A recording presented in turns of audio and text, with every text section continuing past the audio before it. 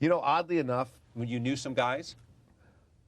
well, I grew up with, Yeah, right. I mean, I grew up in the neighborhood, but oddly enough, I was really fishing around, And, quite often people don't, you can't correlate what my preparation was to that character of Sonny.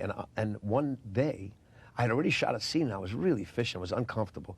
It was the scene where Sollozzo comes up and makes this proposition at the oil company, when my dad and I speak out. I speak out of turn, and my father lectures me. And I knew there was something wrong. And I went home, and the next morning I woke up, and I just, for whatever reason, I started behaving like Don Rickles. Now, and I know that sounds weird, but all of a sudden it was like I came in and I just busted everybody's stones from the producer. Why, why don't you get that clean? You wore that 7 days in a row. What, here's some money.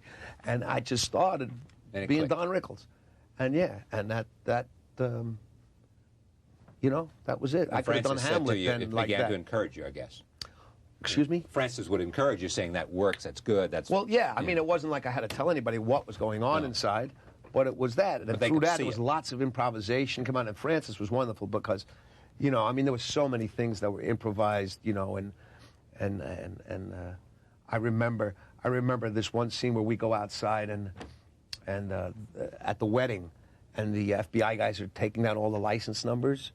I was with Richie Castellano was walking with me, and these guys, they had these old cameras, and they're taking pictures. When we were walking back after I spit at the FBI guys or whatever, I came back, and for whatever reason, I don't know what came over me, but this guy took my picture, an extra, some poor guy who was paid to do that.